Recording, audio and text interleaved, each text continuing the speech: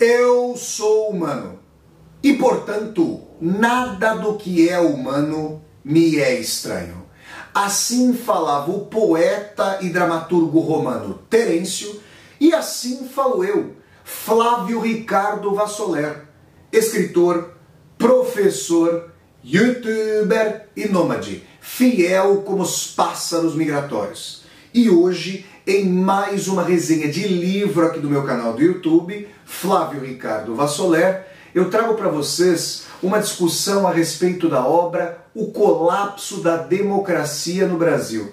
da Constituição de 1988 ao golpe parlamentar de 2016, de autoria do cientista político brasileiro e professor da Universidade de Brasília, a UNB, Luiz Felipe Miguel.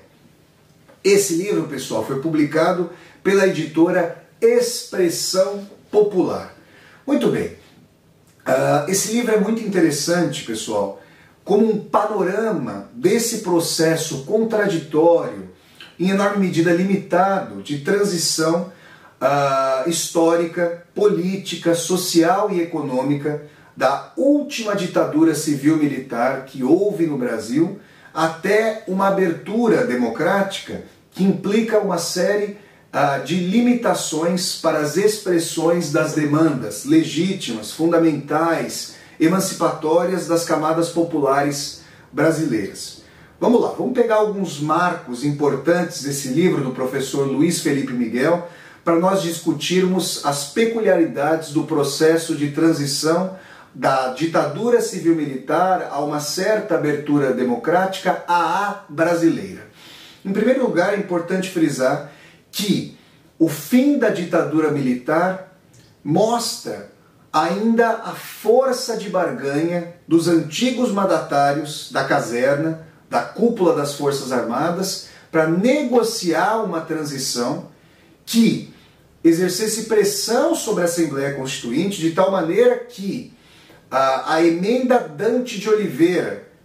assim conhecida como diretas já, não pôde passar para que os brasileiros e brasileiras elegêssemos à época um presidente da República pelo voto direto, universal e secreto. Isso não pôde acontecer à época. A transição de presidência da ditadura civil-militar rumo ao poder civil se deu por um colégio eleitoral e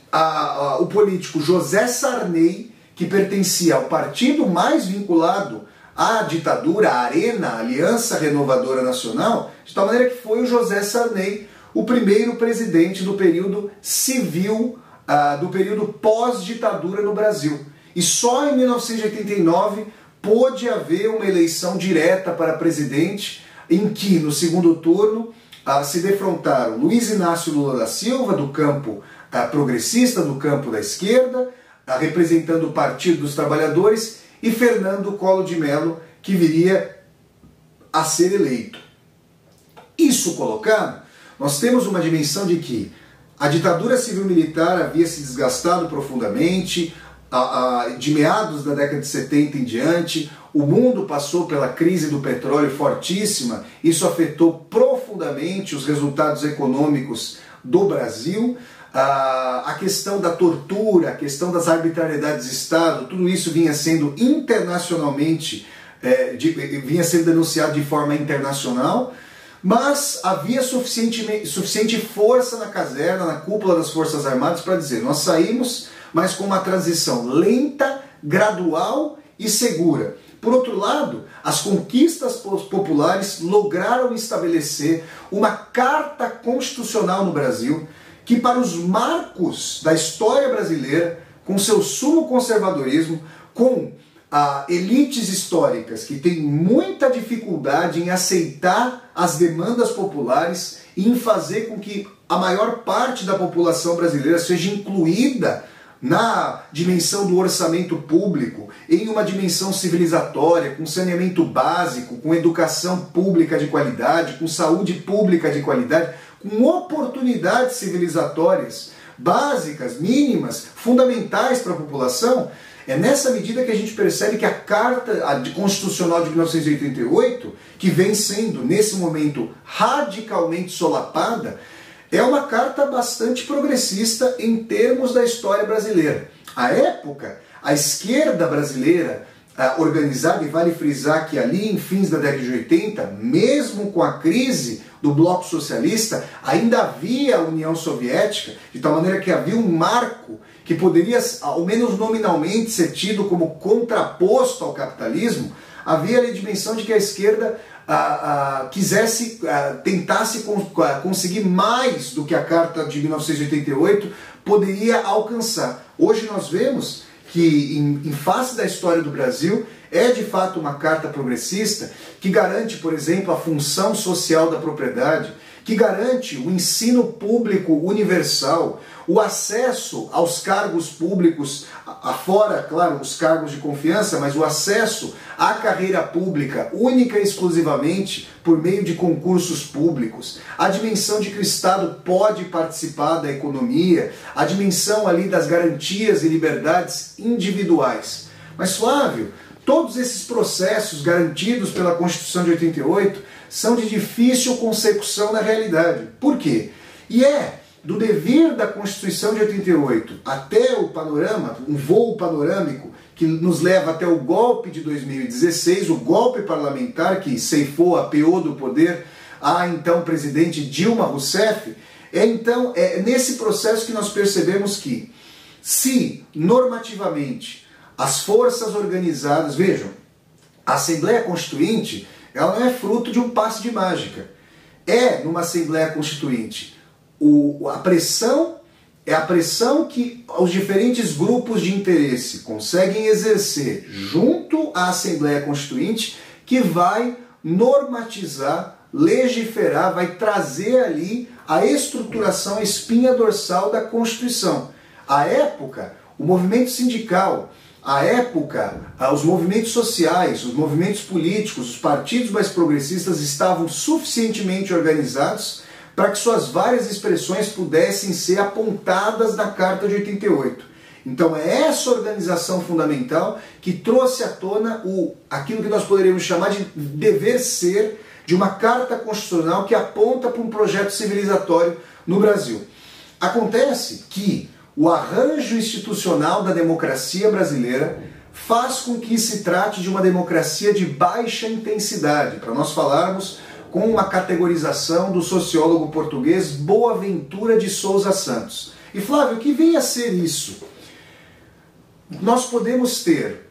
rodízio eleitoral, escolha mais, digamos, elitista ou com um horizonte determinado de expectativas, a escolha eleitoral com pleitos, com o voto direto e universal, secreto, por parte da população. Mas quando se trata de verdadeiramente democratizar o orçamento público, fazer com que o Estado atenda a demandas populares historicamente reprimidas, as elites brasileiras se mostram historicamente refratárias à diminuição daquilo que nós poderíamos chamar de exército industrial de reserva em termos econômicos no Brasil. Flávio, o que vem a ser isso? Olha, gente, isso é muito facilmente explicável com o seguinte exemplo. Se nós temos um grande contingente da população que não participa das benesses civilizatórias básicas do país, um contingente da população que se vê em enorme medida forçado a buscar quaisquer trabalhos, sem uma formação específica, de tal maneira que pode exercer trabalhos por um valor econômico mais baixo, a gente pode falar daquela dimensão, olha, você não quer fazer esse trabalho aqui que eu estou oferecendo em determinado momento, então outras pessoas podem fazer. De tal maneira que há uma pressão social para baixo da massa salarial e esse contingente é o que nós chamamos de exército industrial de reserva. E aí nós vamos percebendo que em 2002 houve de fato a chegada ao poder do Partido dos Trabalhadores, já com um programa bastante abrandado em relação ao que houve em 1989, que trazia um reformismo mais forte, uma maior intervenção do Estado na economia, uma demanda, um reformismo mais estruturado do que os acordos feitos em 2002, até com a Carta aos Brasileiros, de honraria dos contratos, de não tensão com relação ao capital nacional e internacional. O PT chega ao poder e logra realizar, ainda que de maneira, digamos, não totalmente satisfatória, em relação às grandes demandas reprimidas da história do Brasil, com inclusão radical, vontade de inclusão radical das forças populares, das camadas populares excluídas. Segundo Luiz Felipe Miguel, o Partido dos Trabalhadores logra realizar mudanças substantivas, sobretudo para as pessoas que se encontravam em situação de risco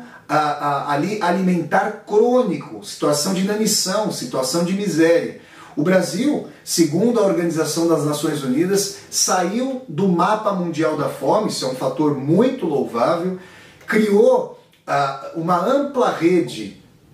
de proteção social mínima com o programa Bolsa Família,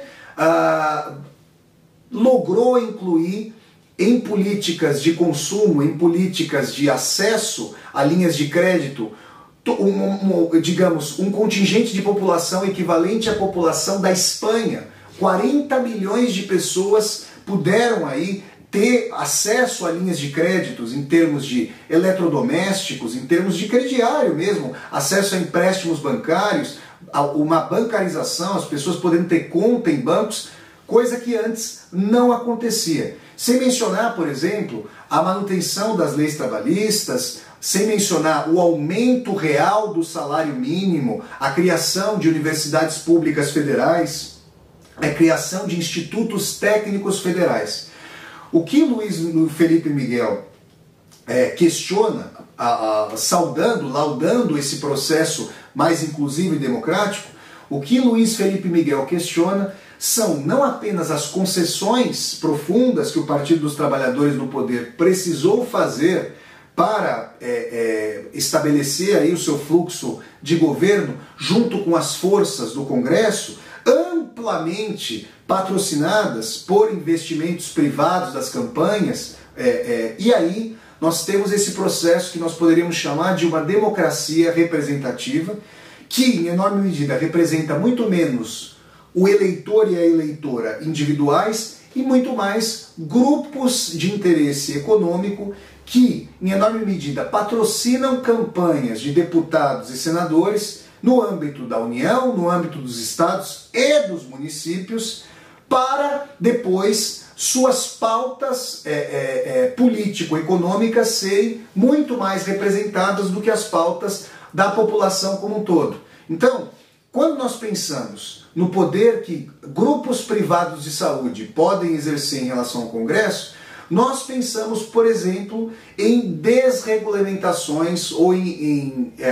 arrefecimentos do Sistema Único de Saúde, o SUS, o Sistema Universal e Público de Saúde. Isso para não falar dessa mesma lógica, nos transportes, na educação, nos meios de comunicação, uma vez que um dos fatores para o estabelecimento de uma democracia mais sólida, conforme o professor Luiz Felipe Miguel vai discutindo, é a possibilidade de as pessoas terem acesso plural, democrático, amplo à informação por meio de variados canais de comunicação. No Brasil, nós temos pouquíssimos canais de televisão aberta com poder informacional, canais que têm um consenso em termos de uma política econômica. Neste momento, nós estamos em outubro de 2021, uma política econômica neoliberal, ou que nós poderíamos chamar de ultra-neoliberal, com venda do patrimônio público, com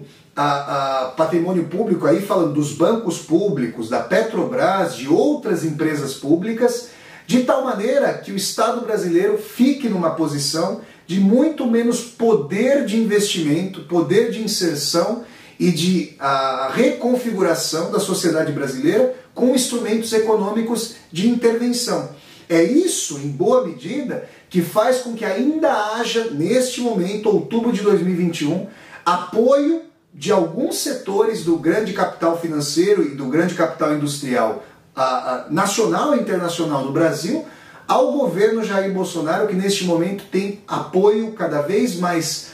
restrito, mas que encontra apoio em termos das suas políticas econômicas neoliberais e privatizantes. O que Luiz Felipe Miguel vai mostrando nesse processo todo contraditório, cheio de nuances, é que a democracia brasileira de baixa intensidade, ela tem uma apresentação, uma roupagem de transição de poder, mas por meio de eleições, mas com um horizonte de transformação limitado, com base aí na dimensão de que algumas demandas não podem vir à tona, não podem ser expressas por canais midiáticos, não podem ser discutidas a ponto de chegarem à população e educarem politicamente a população em prol de quais efetivamente seriam seus interesses políticos, sociais e econômicos. É nesse sentido que, enquanto alguns analistas e algumas analistas apontavam que a democracia no Brasil havia alcançado, digamos, maturidade ou consolidação com a transição de poder que levou o Partido dos Trabalhadores à presidência da República, ao governo federal, em 2002, com Lula, com Luiz Inácio Lula da Silva, no final de 2002 e o início do seu governo em 2003, enquanto se apontava uma maturidade, uma consolidação da democracia brasileira naquele período especificamente, Luiz Felipe Miguel vai mostrar que esse mesmo arranjo, que foi chamado de presidencialismo de coalizão, né, que implica que há um sistema presidencialista no Brasil, mas que esse sistema implica uma relação com o Congresso que faz com que, a depender do arranjo institucional e da maioria ou minoria formada pelo partido que está no poder, é preciso haver negociações entre executivo e legislativo, Câmara dos Deputados e Congresso, para aprovação de pautas, para aprovação de demandas que vêm do executivo. Que essa dimensão de ampla concessão às forças políticas e econômicas mais conservadoras no Brasil, que isso foi implicando uma redução do horizonte de expectativas e, quando se percebeu que havia força eleitoral suficiente para que o campo progressista se reelegesse no âmbito da União, no âmbito federal, continuamente, de forma democrática, houve, por parte da elite brasileira, a opção por apear do poder o Partido dos Trabalhadores e trazer à tona forças que nós hoje vemos representam o mais retrógrado, mais conservador, aquilo que nós poderemos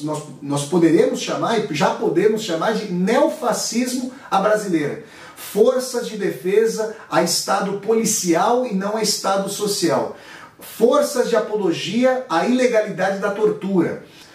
em contraposição aos direitos humanos. É nesse sentido que Luiz Felipe Miguel avalia que a democracia brasileira de baixa intensidade é um arranjo institucional para transição do poder, acomodando conservadorismos vários, limitando aí o horizonte de transformação, o horizonte de expectativas outras em relação a uma sociedade com marcos mais civilizatórios e com um amplo ataque na contemporaneidade às instituições públicas, aquelas instituições que representam o poder de impessoalidade, de universalidade de procedimentos e de possibilidade de inclusão social por meio de políticas públicas, de políticas econômicas e sociais efetivas para a população. É nesse sentido que a democracia brasileira foi atacada por vários campos, vai mostrando Luiz Felipe Miguel. Um poder judiciário aparelhado para combater a corrupção, que, como recentemente pôde comprovar, pode corroborar até o próprio Supremo Tribunal Federal, por meio de uma operação chamada Operação Lava Jato, exorbitou suas funções legais, isso foi reconhecido pelo Supremo Tribunal Federal, e atuou mais politicamente do que juridicamente, do que legalmente. Um grupo de mídia, os grupos de mídias mais poderosos e conservadores, afinados com essa operação, numa instrumentalização de combate à assim chamada corrupção a partir de seus agentes, nomeadamente a partir de um partido político, o Partido dos Trabalhadores. Como se a corrupção não envolvesse características sistêmicas, estruturais e envolvesse apenas este agente em detrimento dos demais. Aqui no meu canal do YouTube eu ainda vou fazer uma aula com Vassoler para nós discutirmos as corrupções estruturais e sistêmicas no Brasil. Mas é importante dizer que, a partir da eleição de 2014, no segundo turno, quando a oposição, que foi derrotada, nomeadamente o Partido da Social Democracia Brasileira, o PSDB, que de social-democracia tem pouquíssimo, se é que tem algo, né? Um partido que encampou as políticas neoliberais desde a eleição ali primeira do Fernando Henrique Cardoso,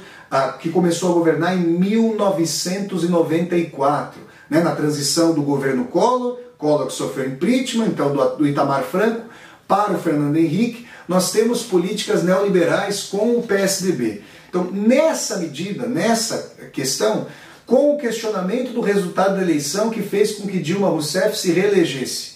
com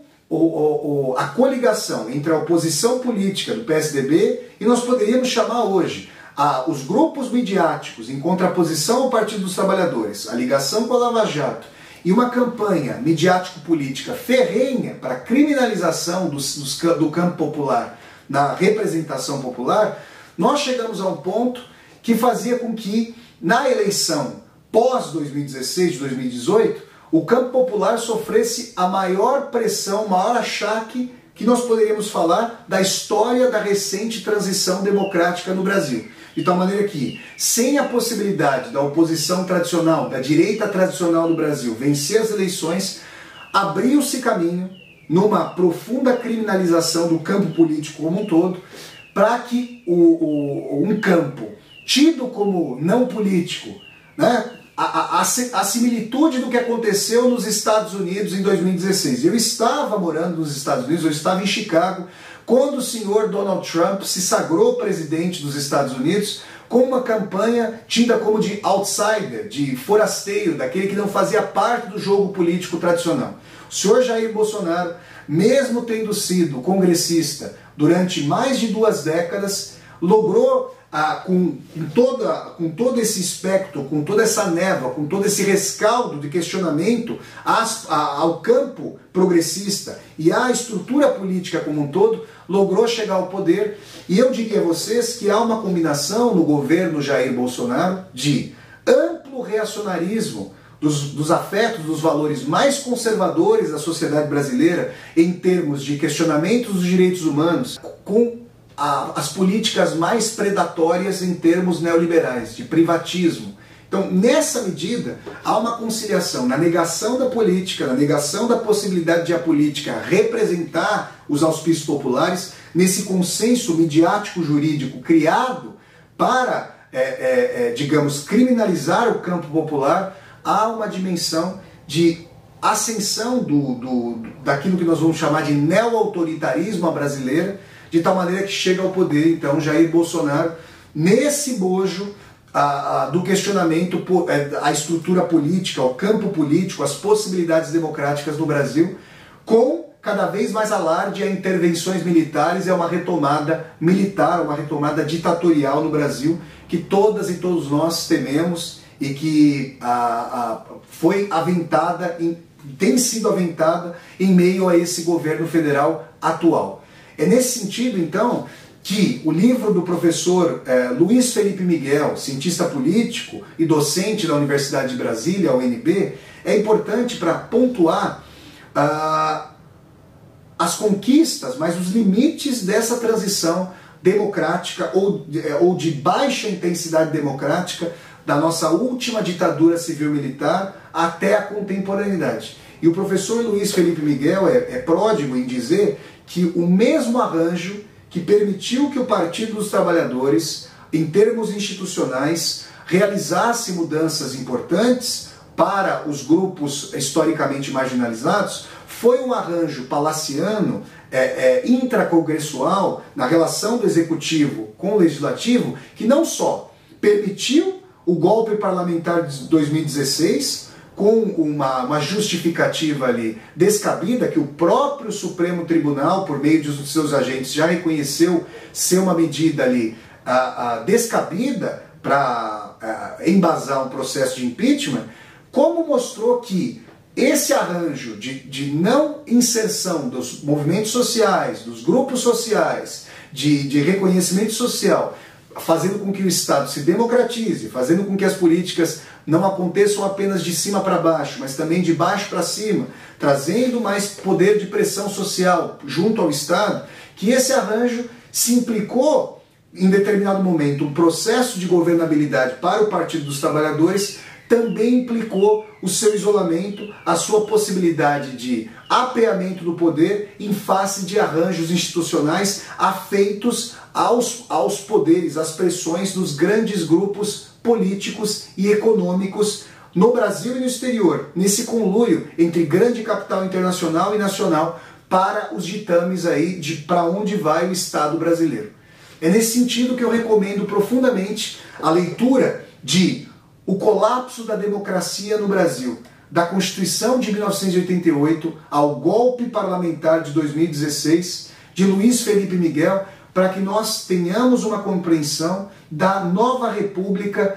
nesse momento profundamente emparedada e questionada, até que nós consigamos sair desse processo de neo-autoritarismo brasileira, que revogou, desde o golpe parlamentar de 2016, leis trabalhistas, emparedou o sistema de previdência social, diminuiu o investimento do Estado em setores econômicos, com as estatais, em ciência e tecnologia, com as bolsas de pesquisa, com as universidades públicas. Ou seja, é um dos mais radicais ataques à estrutura de, ainda frágil, mas fundamental, a estrutura de bem-estar social, daquilo que nós poderíamos chamar de um estado de bem-estar social no Brasil, que era a demanda fundamental da Carta Constitucional de 1988. Essa foi então, pessoal, a resenha sobre o livro O Colapso da Democracia no Brasil, do professor da Universidade de Brasília, o cientista político Luiz Felipe Miguel. Se vocês gostaram de mais essa resenha de livro aqui do meu canal do YouTube, deem um like no vídeo, curtam o vídeo, disseminem esse vídeo pelas redes sociais, para que nós possamos chegar cada vez mais e mais pessoas. Se você está chegando pela primeira vez ao meu canal, seja muito bem-vindo e bem-vindo. Eu peço que você se inscreva aqui no meu canal, toque a sinetinha para poder receber as notificações e deixe aqui embaixo do vídeo o seu comentário para que nós possamos conversar. E mais, aqui embaixo desse vídeo você vai encontrar uma tecla chamada Seja Membro. Se você gosta das atividades aqui do meu canal do YouTube, considere a possibilidade de, ao clicar na tecla Seja Membro, se tornar um membro ou uma membro humanista aqui do meu canal para apoiar, segundo sua possibilidade financeira, este meu projeto de universidade aberta no YouTube. Então é isso, pessoal. Eu sempre deixo o convite para vocês se inscreverem,